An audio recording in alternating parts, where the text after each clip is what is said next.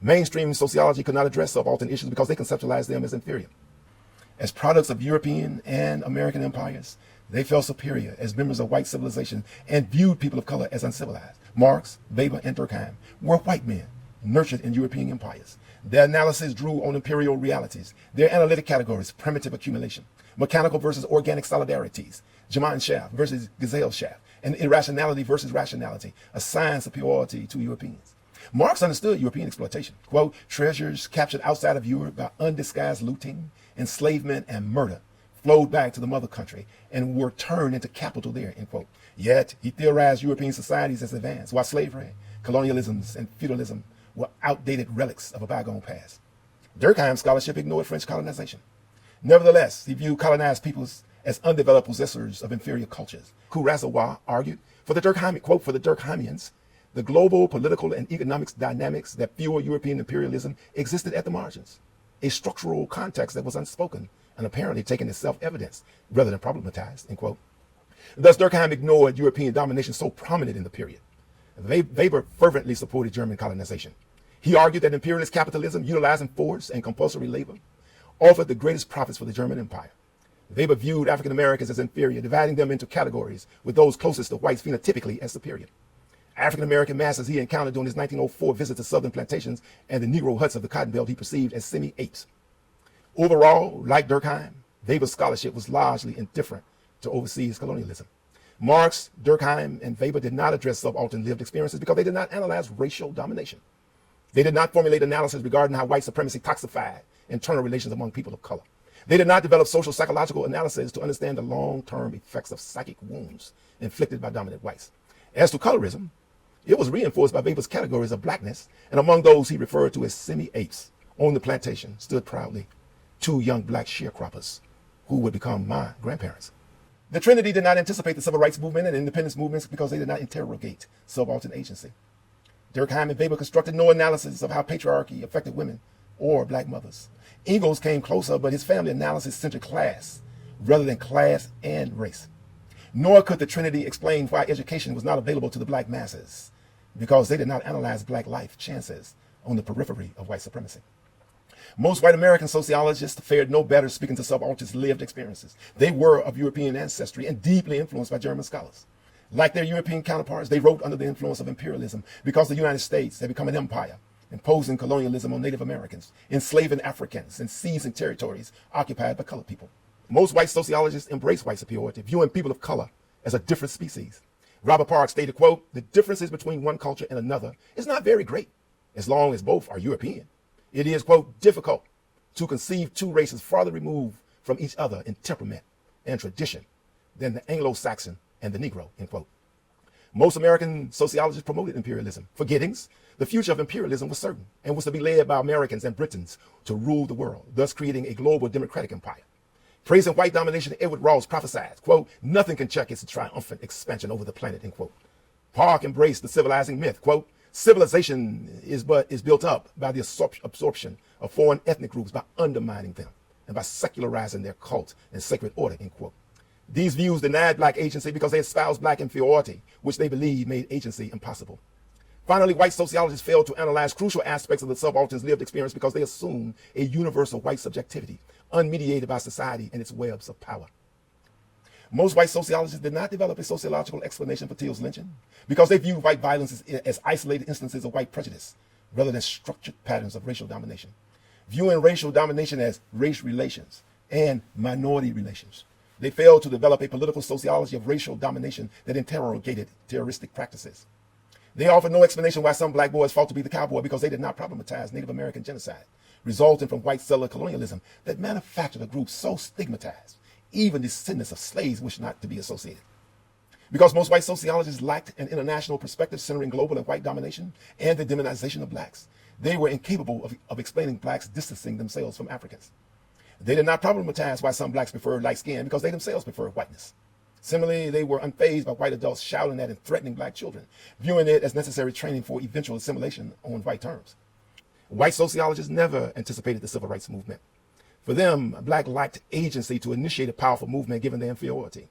Nor could they explain why black mothers relied on white bosses to co-sign because they developed no analysis of patriarchy and its negative effects on women and black women specifically. Given the assumption that black students were inferior, white sociologists did not concern themselves with the lack of patterned college education for the black masses. Finally, racial oppression in the cities, including racial profiling and mass incarceration, were not problematized because most white sociologists theorized them as natural results of pathology and social disorganization.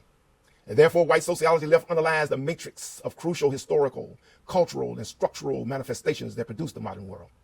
Their whitewashing of white domination and its devastating effects on people of color engendered a profound misunderstanding of modernity. Without analysis of the social formations undergirding the modern world, modernity remains in analytic shadows, lost in a sociological wasteland. An alternative narrative centering the suppressed side of modernity is required to make the modern world comprehensible. For Du Bois, black people live behind the veil of racial oppression. He viewed the world through that veil. Quote, I who speak here am bone of the bone and flesh of the flesh of them that live within the veil. End quote. Du Bois also focused on the white world. Quote, I view them from unusual points of vantage. I am bone of their thought and flesh of their language. I know their thoughts, and they know that I know. End quote. Du Bois viewed modernity as a product of the African slave trade, slavery, and colonialism. These systems generated exploitable labor forces and raw materials, enabling Western elites to construct sprawling empires. Du Bois alone theorized the interactions among racism, colonialism, slavery, Western empire building, and capitalist development. Because white domination was foundational to the rise of capitalism, Du Bois's analysis suggested modernity did not materialize merely through class struggle, the Protestant ethic, or a specialized division of labor, but rather also through racial oppression, enabling capitalists to rule the globe. Quote, the Negro race has been the foundation upon which the capitalist system has been reared. The Industrial Revolution carried through, and imperial colonialism established. America became, through African labor, the center of the sugar empire and the cotton kingdom, and an integral part of that world industry and trade, which caused the Industrial Revolution and the reign of capitalism, end quote. For Du Bois, the color line constituted modernity's core. He predicted, quote, the problem of the 20th century is the problem of the color line. The relation of the darker to the lighter races of men in Asia and Africa, in America, and the islands of the sea, end quote. The color line belted the world, allocating tremendous levels of inequality to darker people. Thus, theorizing racial dynamics must be at the center of successful analysis of modernity. The architects of the color line invented modern races. Du Bois conceptualized races as social constructions, arguing, quote, the discovery of personal whiteness among the world's people is a very modern thing, a 19th and 20th century matter indeed. Today, we have changed all that, and the world, in a sudden emotional conversion, has discovered that it is white, and by that token, wonderful, end quote. The color line structure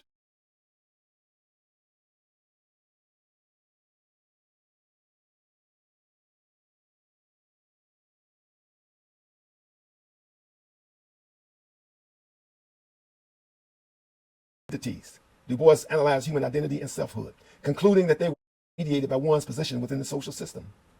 Black subjectivities fashioned by slavery, Jim Crow, and lynching differed radically from those of whites. Du Bois developed double consciousness theory to interrogate the dualities within black selves caused by conflictual aims to be black and American. Black double identities behind the veil reflected pain and suffering that oppression unleashed. Thus, identities differed across multiple social formations because of varying levels of power and historical circumstances. As Itzigzone and Brown have demonstrated, Du Bois's analysis revealed that all aspects of modernity are racialized, including the economy and the state. The use of slave and colonized labor racialized capitalist economies. The capitalist state was racialized because it served as a military force to implement white supremacy, and it coordinated white domination. Social institutions were embedded in racial and class hierarchies and sustained by prejudice, discrimination, and violence. Du Bois's analysis of class, race, and gender anticipated intersectionality, whiteness studies, and critical race theory. Black and white working classes were divided by race because white aristocracies offered whites a psychological wage. Quote, it must be remembered that the white group of laborers, while they received a low wage, were compensated by a psychological wage, end quote. The wage of whiteness enabled poor whites to identify with rich whites rather than black workers. Whiteness thus trumped class, nullifying a unified working class. A half century before gender studies, Du Bois analyzed patriarchy that divided humanity into unequal gendered categories. Quote, the statement that woman is weaker than man is sheer rot. It is the same sort of thing that we hear about darker races and lower classes. Differences, either physical or spiritual, does not argue weakness or inferiority, end quote. Du Bois specified that women, quote, existed not for themselves, but for men, They were named after the men to whom they were related, and none after the fashion of their own souls, end quote. Regarding the gravity of black women's oppression, Du Bois promised, quote, I shall forgive the white South much in its final judgment day. But one thing I shall never forgive, neither in this world nor the world to come, is wanton and continued and persistent insulting of black womanhood, which has sought and seeks to prostitute to its lust, end quote. Du Bois recognized black women's agency, quote, what is today the message of these black women to America and to the world? The uplift of women is, next to the problem of the color line and the peace movement, our greatest modern cause. When now two of these movements, women and color, combine in one, the common nation has deep meaning, end quote. Analytically, Du Bois considered co-joined racial and women's struggles and highlighted the potential power of the combination. In a classical analysis of agency, Du Bois demonstrated slaves freed themselves through combat and a general strike, enabling the Union to win the Civil War. He predicted the Civil Rights Movement in 1903. Someday, the awakening will come, when the pent-up vigor of 10 million souls shall sweep irresistibly toward the goal. Attack